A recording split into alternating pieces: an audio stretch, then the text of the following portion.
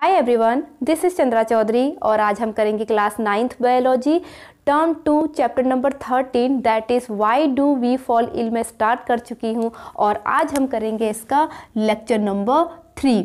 और आज के इस वीडियो लेक्चर में हम डिस्कस करने वाले हैं कुछ की पॉइंट्स जो मैंने यहाँ पर लिखे हुए हैं। These are means of spread of infectious disease के बारे में बताऊंगी।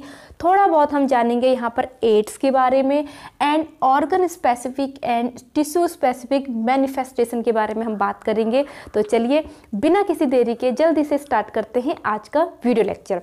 तो सबसे पहली बात, इन प्रीवियस वीडियो लेक्चर मैंने आपको कुछ वेक्टर्स के बारे में बताया था, माइक्रो ऑर्गेनिज्म के बारे में बताया था जो आपके होते हैं हमारे लिए हार्मफुल, जिन्हें कहा जाता है आपका पैथोजेनिक। ठीक है, पैथोजेंस बोला जाता है क्योंकि मैंने आपको ये भी बताया था कि जो सारे के सारे माइक्रो ऑर्गेनिज्म जो प्रेजेंट हैं हमारे आसपास वो सब के सब हार्मफुल नहीं होते हैं। कुछ हार्मफुल होते हैं, कुछ न्यूट्रल होते हैं। कोई फ़र्क नहीं पड़ता कि वो प्रेजेंस हैं या नहीं हैं, हम मतलब हमारे ऊपर कोई फ़र्क नहीं पड़ता। और कुछ हमारे लिए यूज़फुल भी होते हैं। तो ऐसे माइक्रो ऑर्गेनिज्म की कैटेगरी जो हमारे लिए हार्मफुल होते हैं, हमारे लिए डिजीज़ कॉज करती हैं, उसे ही हम पैथोजेंस कहते हैं। उनके बारे में मैंने आपको बताया था, जैसे आपके virus, bacteria, fungi, protozoans, helminths, इनके बारे में मैंने आपसे डिस्कस किया था। तो ये फैलते कैसे हैं, इसके बारे में, किसके थ्रू क्या मीन्स होते हैं, इसके बारे में चलिए बात करते हैं। जो हमारा जो फर्स्ट टॉपिक है, means of spread of infectious disease. आपको पता है जो इन्फेक्शियस डिजीज़ होते हैं वो फैलते हैं, इनको हम इन्हें ही हम आपके कम्युनिकेबल डिजीज़ भी बोला जाता है। सो किस किस के थ्रू ये फैलेंगे, तो जल्दी से हम नोट्स भी बनाते हैं, यहाँ पे चलेंगे। तो देखिए, पहला जो इसका मीन्स होगा वो होगा एयर। एयर के थ्रू सबसे पहले ये फैलेंगे। दूसरा है वाटर, अगर हम कॉन्टामिनेटेड वाटर का यूज़ करेंगे तो बहुत सारी बीमारियां कॉज कर जाती हैं वाटर के कारण भी। क्या क्या है वो भी पढ़ेंगे हम इसके बारे में। थर्ड, फूड, अगर हम अनहाइजीनिक फूड यूज़ करेंगे तो उससे भी बहुत सारी डिजीज़ कॉज कर सकती हैं। नंबर 4 है वेक्टर्स। वेक्टर्स के बारे में आपको मैंने बताया था, जो डिजीज़ को कैरी करते हैं हमारे अंदर। ठीक है, वो वेक्टर्स के थ्रू हो सकता है एंड आपके होते हैं फिजिकल कॉन्टैक्ट्स के कारण ये बीमारियां फैल सकती हैं। कौन सी? Infectious disease. इन सारे मीन्स से एक इन्फेक्टेड जो पर्सन होता है उससे हेल्दी पर्सन की ओर फैल सकती है। अब सबसे पहले बात करते हैं कि एयर के थ्रू कैसे फैलेंगे। देखिए, अगर सपोज मुझे कफ एंड कोल्ड हुआ है या ट्यूबरक्लोसिस हुआ है तो मैं जब खांसूंगी, ठीक है, या छींकूंगी, स्नीज करूंगी, तो जो मेरे अंदर जो जर्म्स हैं जिसने मुझे बीमार बना के रखा है वो एयर में आ जाएंगे और मेरे आसपास जो भी पर्सन होगा वो फिर इनहेल करेगा, वो उसकी बॉडी में चले जाएंगे और उसको इन्फेक्टेड कर देंगे। तो इस तरह से ये एयर के थ्रू फैलेंगे। तो इसके जो एग्जाम्पल हैं जो मैंने अभी आपको बताया, कोल्ड, कफ और ट्यूबरक्लोसिस, जिसे हम टीबी भी कहते हैं, ट्यूबरक्लोसिस। अब नेक्स्ट है वाटर। देखिए, वाटर का कितना यूज़ है, एक प्रीशियस रिसोर्स होता है वाटर। वाटर तो हमारी बॉडी का 60 to 65% भी पाया जाता है और सारे काम हमारे वाटर से होते हैं। हमें हाइजीनिक रहने के लिए भी वाटर की ज़रूरत होती है।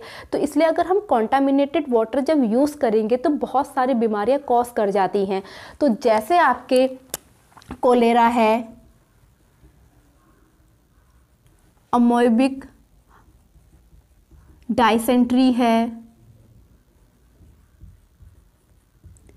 या फिर जॉन्डिस है। जॉन्डिस भी कॉन्टामिनेटेड पानी पीने से ही होता है, जॉन्डिस, लीवर का बुखार जिसे हम कहते हैं। उसके बाद नेक्स्ट आता है फूड। देखिए, जब हम खाना जो बासी खाना खा लेते हैं तभी कहा जाता है, खासकर इस विंटर सीजन के टाइम पे तो ज़रूर ही आप फ्रेश फूड ही खाइए। आप जब जंक फूड खाते हैं बहुत सारी बीमारियां होती हैं वो हमारे अंदर चले जाती हैं और बहुत सारी डिजीज़ को कॉज करती है। लाइक फूड पॉइजनिंग हो जाता है। आपने देखा होगा गर्मियों के टाइम पे बहुत ज़्यादा केस आते हैं फूड पॉइजनिंग के। फूड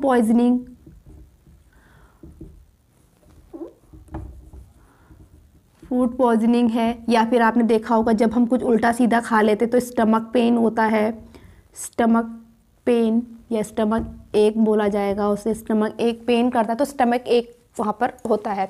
उसके बाद वेक्टर्स की बात करेंगे, जैसे कि मैंने कहा ना जो बीमारियों को कैरी करने का काम करते हैं। देखिए कोई भी, जैसे मैं कहूँ मलेरिया से जो जिस वायरस से या जिस प्लाज्मोडियम से जो मलेरिया हम होता है वो डायरेक्टली हमारे अंदर तो आता नहीं है, कोई ना कोई हमें बाइट कर रहा है जो हमारे अंदर से इंजेक्ट कर रहा है। तो किससे होता है वो आपका मस्कीटो से। जब फीमेल एनोफिलीज हमें बाइट करती है तो वो उस प्लाज्मोडियम विवेक्स को हमारे अंदर इंजेक्ट कर देती है, जिससे हमें मलेरिया कॉज करता है। तो वेक्टर के थ्रू होने वाली बीमारी क्या हो जाएंगी आपकी, मलेरिया,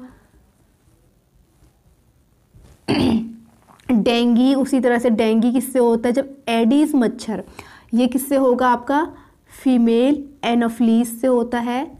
एनोफिलीज मच्छर जो है मस्कीटो से कॉज करेगा, और जो डेंगी होता है वो एडीज मच्छर जो होगा उसके बाइट करने से होता है। ये क्वेश्चन आप नोट कर लेना, मस्कीटो से होता है, ठीक है। अब बारी आती है फिजिकल कांटेक्ट से। देखिए जब सेक्सुअल कांटेक्ट सबसे ज़्यादा इसमें आता है, सेक्सुअल कांटेक्ट के थ्रू भी बहुत सारी बीमारियां कॉज करती हैं। हेल्दी पर्सन जो है वो इन्फेक्टेड हो सकता है अगर वो सेक्सुअल कांटेक्ट रखे किससे, किसी इन्फेक्टेड पर्सन से। फॉर एग्जांपल यहाँ पे बीमारियां हो जाती हैं। सबसे बड़ी जो बीमारी है आपकी एड्स, जिसके बारे में हमें अभी थोड़ी देर में डिटेल में पढ़ना भी है। एड्स हो सकता है, सिफिलिस हो सकता है, सिफिलिस, हर्पिस हो सकता है, और आपका हेपेटाइटिस हो सकता है। बहुत सारी, गोनेरिया है, बहुत सारी बीमारियां कॉज होती है। तो ये थे आपके कुछ मेन आपके मीन्स थे जिससे जो इन्फेक्शियस डिजीज़ होती हैं वो फैलती हैं, ठीक है। उसके बाद नेक्स्ट आता है एड्स। एड्स के बारे में आपको थोड़ा बहुत बताऊंगी, ज़्यादा आपको डिटेल में नहीं पढ़ना है, नेक्स्ट क्लास में पढ़ना है एड्स। सबसे पहले अगर मैं बात करूं तो ये इसकी फुल फॉर्म के बारे में, तो इसकी फुल फॉर्म होती है एक्वायर्ड इम्यूनो डेफिशिएंसी सिंड्रोम। तो सबसे पहले इसका मतलब समझिए। एक्वायर्ड का मतलब क्या होता है, प्राप्त करना, ऑब्टेन करना, और सिंड्रोम का मतलब क्या हुआ, बहुत सारी बीमारियों के लक्षण जब एक साथ हो जाते हैं। तो एड्स के ना पर्टिकुलर अपना कोई लक्षण नहीं है, इसका अपना कोई सिम्टम साइन नहीं है। ये क्या करता है, जो हमारा इम्यून सिस्टम है उसको ये खराब कर देता है। खराब क्या कर देता है, मतलब उसको डिस्ट्रॉय करना स्टार्ट कर देता है, ठीक है।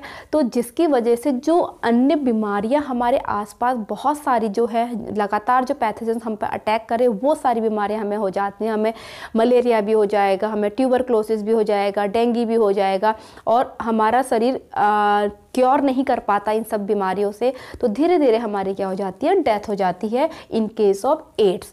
अभी किसके कारण होता है, जो रीज़न है वो है आपका एक रेट्रोवायरस कॉज जो के कारण होता है, जिसे हम HIV कहते हैं। HIV की फुल फॉर्म होती है ह्यूमन इम्यूनो डेफिशिएंसी वायरस, ठीक है, जो क्या करेगा, ह्यूमन की इम्यून जो सिस्टम है उसको बिल्कुल ब्रेक डाउन कर देता है, ख़त्म कर देता है। अब ट्रांसमिशन कैसे होगा, कैसे ये होता है ट्रांसमिशन, तो ट्रांसमिशन के कुछ मैं यहाँ पर रीजंस बता रही हूँ, वही इससे कैसे बचा जा सकता है वो इसके जस्ट अपोजिट हो जाएंगे। फॉर एग्जांपल ट्रांसमिशन में सबसे पहले क्या आएगा, जब सेक्सुअल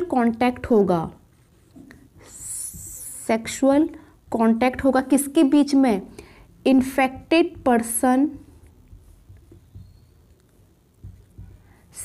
और किसके बीच में होगा, हेल्दी पर्सन के बीच में।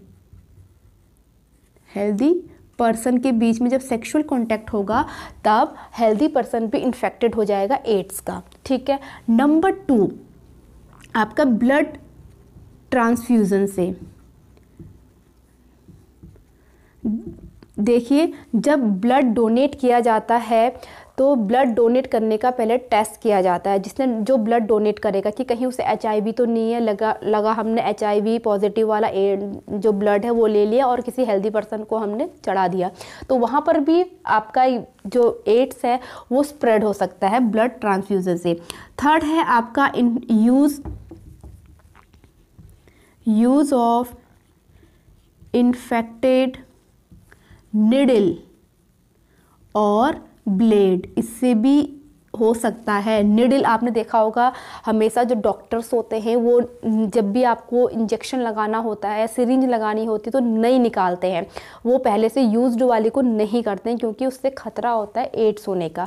या फिर दूसरा क्या करते हैं, उसे 20 मिनट तक या 25 मिनट तक उबाला जाता है, ठीक है, स्टेरिलाइज्ड करने के लिए। उसी तरह से यूज ब्लेड, खासकर जब आप बार्बर वगैरह की शॉप पे जाते हो तो इस बात को ध्यान दिया करो कि वो कहीं यूज्ड ब्लेड तो यूज़ नहीं कर रहा है, ठीक है। और नेक्स्ट है, जब प्रेग्नेंट वुमेन होती है तो उससे उसकी बेबी में भी ये हो सकता है, इसलिए नेक्स्ट क्या आ जाएगा, mother to her foetus.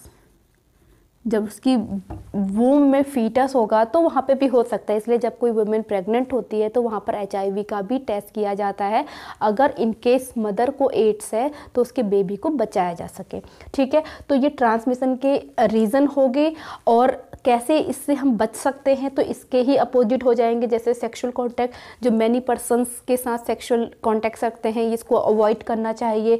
Blood transfusion नहीं करना चाहिए, मतलब जब भी हम ब्लड डोनेट करें तो टेस्ट कराना चाहिए कि कहीं एड्स तो नहीं है। उसी तरह से इन्फेक्टेड नीडल्स और इसका यूज़ नहीं करना चाहिए। तो ये एड्स के बारे में इतना इनफ है आप लोगों के सिलेबस के अकॉर्डिंग।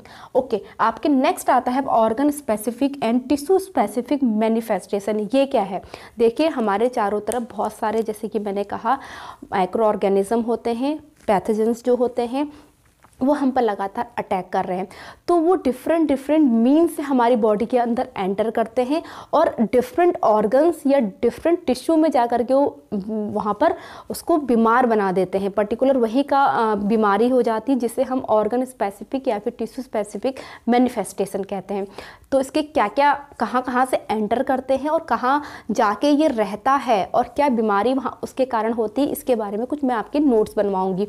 तो जैसे देखिए, नोज़ के थ्रू, जैसे कुछ बैक्टीरिया नोज़ के थ्रू जाएगा और लंग्स में जाके वो उसको बीमार बनाएगा। एंटर कहाँ से करेगा, नोज़ से कहाँ जाएगा, लंग्स में। For example tuberculosis. दूसरा है आपका माउथ। उसी तरह से माउथ से भी बहुत टाइप के पैथोजेंस एंटर करते हैं और अलग अलग ऑर्गन्स में जाते हैं। जैसे माउथ से एंटर करेगा आपकी गट में और ये बीमारी कॉज करता है टाइफॉइड। उसी तरह से माउथ से एंटर करेगा और जाएगा लीवर में और उस बीमारी को कहते हैं जॉन्डिस। जॉन्डिस हो जाता है, पीलिया जिसे कहते हैं। नेक्स्ट आपका है, जैसे स्किन बाइट करेगा कोई मच्छर तो वो चला जाएगा आपके ब्रेन में, जिससे होता है ब्रेन फीवर, दिमागी बुखार, मच्छर बाइट से होता है। उसी तरह से सेक्सुअल कांटेक्ट यानी कि सेक्सुअल ऑर्गन से एंटर करेगा और लिम्फ में, जैसे कि मैंने आपको अभी एड्स का बताया था, लिम्फ में एंटर करेगा क्योंकि लिम्फ में ही वाइट ब्लड सेल्स का फॉर्मेशन होता है और वाइट ब्लड सेल्स से ही हमारा इम्यून सिस्टम आपका बनता है। तो वाइट ब्लड सेल्स में जाएगा, वहाँ पर उसको डिस्ट्रॉय करना स्टार्ट कर देगा और इम्यून सिस्टम ख़त्म हो गया तो समझ लो एड्स हुआ है। और वेरियस टाइप्स की जो डिजीजेज होती हैं वो हो जाती है। तो लिम्फ इसका एग्जाम्पल क्या हो गया, एड्स। तो आई होप जो आज का वीडियो लेक्चर है आप लोगों को समझ में आया होगा। Take a screenshot. अगर वीडियो लेक्चर आपके लिए हेल्पफुल रहा हो, अच्छा लगा हो तो please hit the like, leave the comment, subscribe to my channel and press the bell icon. मैं मिलूंगी अपने नेक्स्ट वीडियो के साथ, नए टॉपिक के साथ। हम इसे ख़त्म करेंगे। तब तक के लिए stay tune, stay healthy, stay connected. Bye bye.